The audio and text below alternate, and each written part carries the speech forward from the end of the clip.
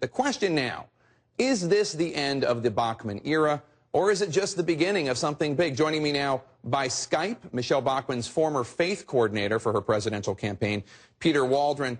Peter, you brought charges against Bachmann having to do with campaign finances. They're being investigated by the House Ethics Committee. Tell me about that. What are these charges?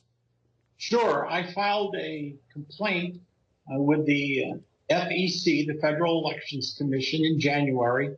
And in the complaint, I had 5 allegations.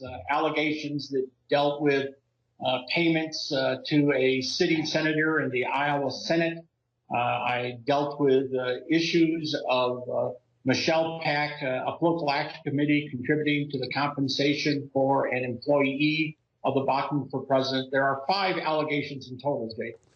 Do you think that's why she's not running again, or do you take her to her word that she wants to move on to some other challenges? I believe that any reasonable person who is under investigation by 5 separate entities, to include the FBI, the Office of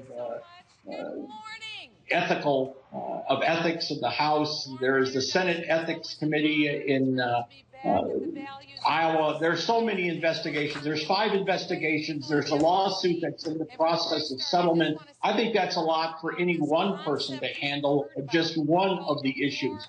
But I believe that the strain of having to sustain all the questions that are coming as a result of the investigation, talking to investigators, the lawyers, the lawyer fees, settlement talks, it gets to be quite a chore to carry that. And then, of course, there's constituent services to the people of the 6th District of Minnesota. So she's got a lot on her plate. I think it was a good decision. I think it benefits her. It benefits her constituents. And I believe that the issues that I have raised in the various investigations will be addressed. They'll be investigated, and justice at the end will prove out the allegations I've made. All right, Peter, let me bring in CNN's chief congressional correspondent, Dana Bash, who covers Congresswoman Michele Bachmann on the Hill, and political reporter Peter Hanby, who covered her presidential campaign last year.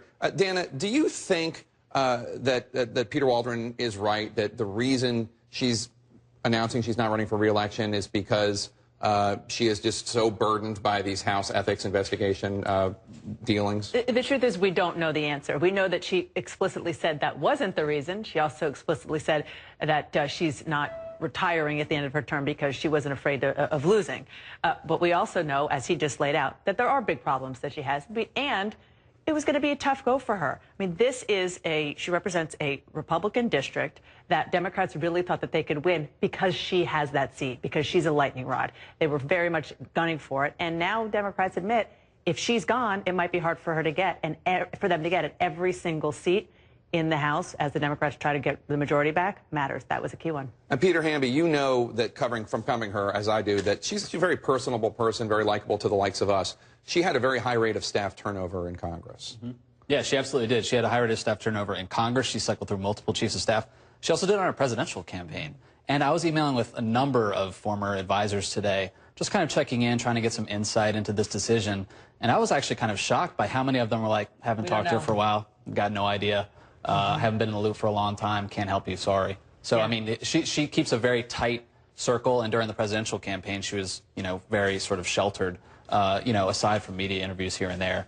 They tried to keep her away. She traveled with a large security entourage in a lot of situations and would literally push reporters away in some situations. I remember that. Dana Bash, Peter Hanby, and Peter Waldron, thank you so much.